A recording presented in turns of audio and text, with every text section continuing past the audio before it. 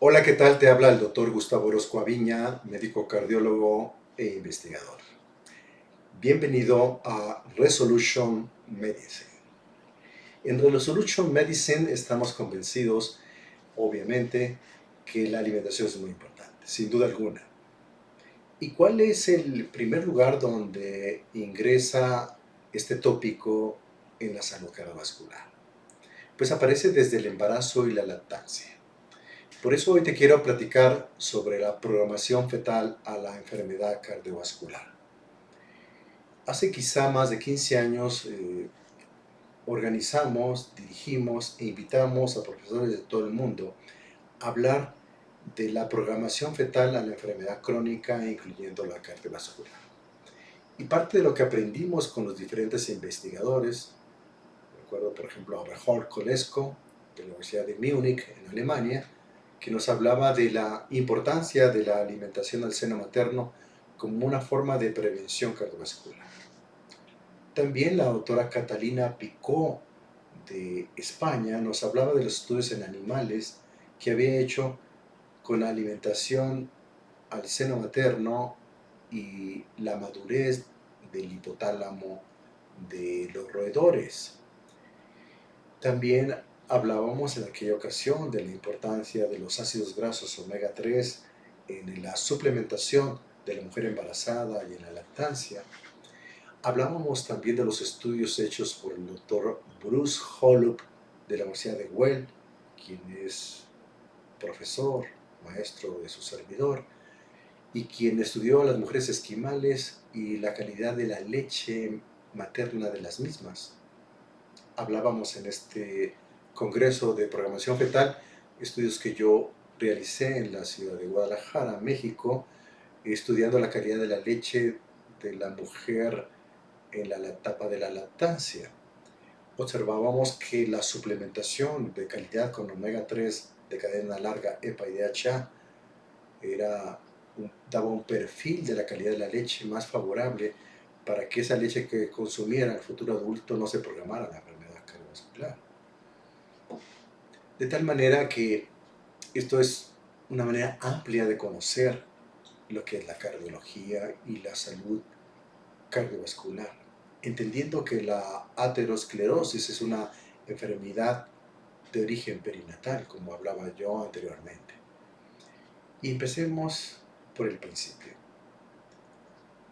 La receptora de ese futuro adulto es una mujer que debe tener una talla mayor a 1,60 si es que no quiere incrementar el riesgo cardiovascular.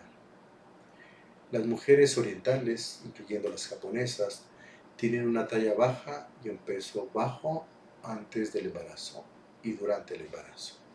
Como no podemos cambiar la talla, sí debemos de conocer simplemente que la talla baja da placentas de bajo peso y baja dimensión longitudinal y transversal.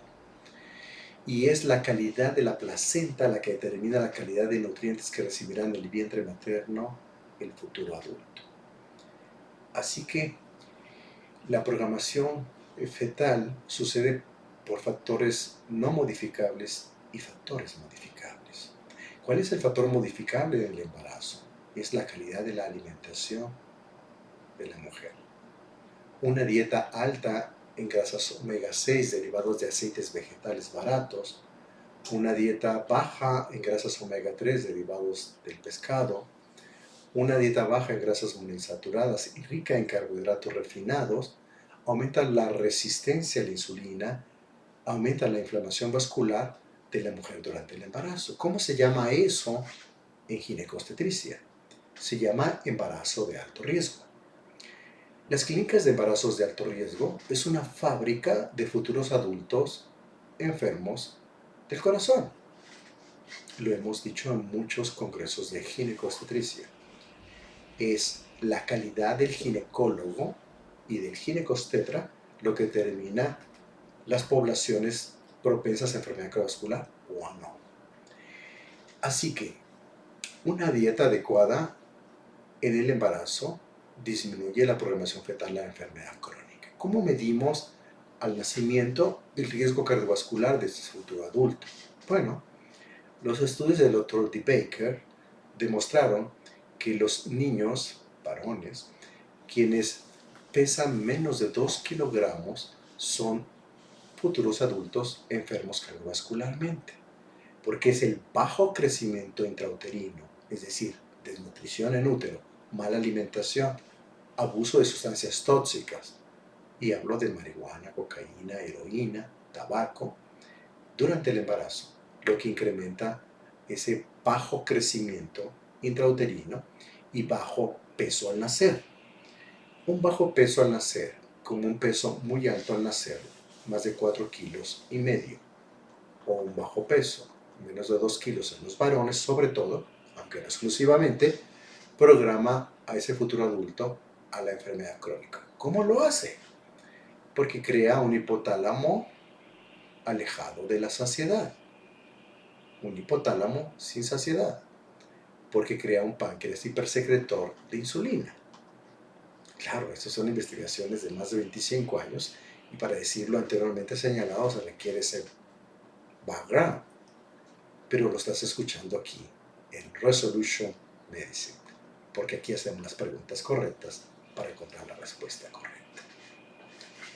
La niña que al nacer mide menos de 50 centímetros incrementa la programación a la enfermedad cardiovascular de esa futura adulta, porque es la baja talla lo que determina el bajo crecimiento intrauterino y la programación a lo que llamamos el fenotipo ahorrador, es decir, una baja talla al nacer programa la enfermedad crónica porque programa a tus órganos y tejidos a ahorrar energía y a guardar energía en forma de grasa abdominal, grasa visceral, grasa alrededor del estómago, del intestino y de los órganos vitales, como puede ser pulmón o corazón. Así que si tu mujer te dice, cuando yo era pequeña, yo cabía en una caja de zapatos,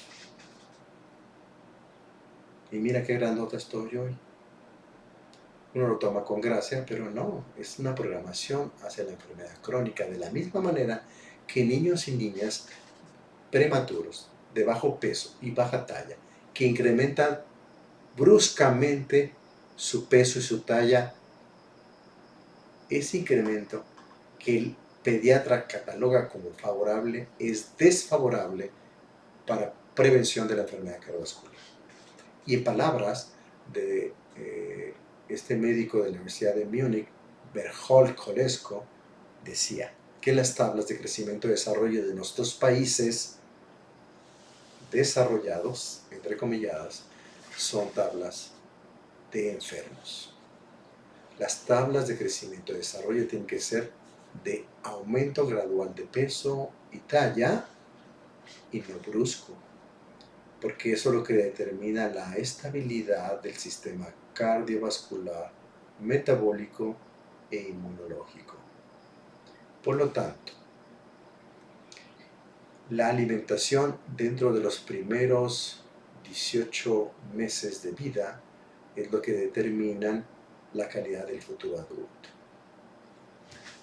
Hay un término que utilizan hoy los médicos evolutivos, y es que los primeros 1000 días de vida extrauterina son los que determinan nuestro futuro cuando tengamos 40, 50, 60 o más años. Y aquí cabe muy importante el manejo de las emociones, pero quiero referirme específicamente a la alimentación al seno materno. Durante muchos años estudiamos los niveles de grasas omega 3 y omega 6 en la leche materna. Y en los bancos en México y en otros países logramos demostrar que las mujeres que tienen una dieta baja en grasas omega 3 y altas en omega 6, es decir, una dieta proinflamatoria, tenían niveles muy bajos de grasas protectoras cardiovasculares e incremento de grasas proinflamatorias y proaterogénicas. De tal forma que la leche materna provee al niño una protección cardiovascular por diferentes mecanismos. El primero es la madurez del hipotálamo depende de las grasas omega 3 EPA y DHA dentro de la leche materna, lo que determina la saciedad, la disminución del apetito, la disminución de los antojos y la tasa metabólica elevada por dieta adecuada en omega 3 a través de la leche materna. También la leche materna forma un páncreas que responde menos exageradamente a la liberación de insulina. Y la liberación de insulina se da en tiempo y forma, cantidad y calidad en estos futuros adultos para que cuando consumimos un carbohidrato que no es favorable, la liberación de insulina no es tan exagerada como aquellos adultos que no fueron alimentados al seno materno. Así que la alimentación al seno materno determina la salud cardiovascular del futuro adulto.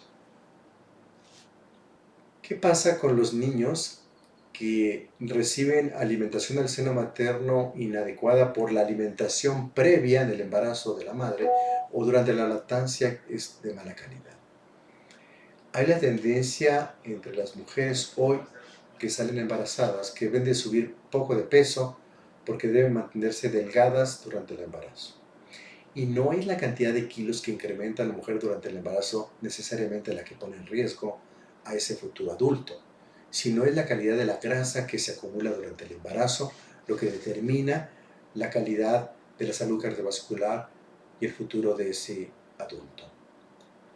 Es que la mujer debe aumentar de grasa subcutánea durante el embarazo y esa grasa subcutánea tiene que ser rica en grasas omega 3, EPA y DHA y el sistema antioxidante porque esa grasa es la que formará el cerebro de ese futuro adulto y la salud cardiovascular de ese futuro adulto.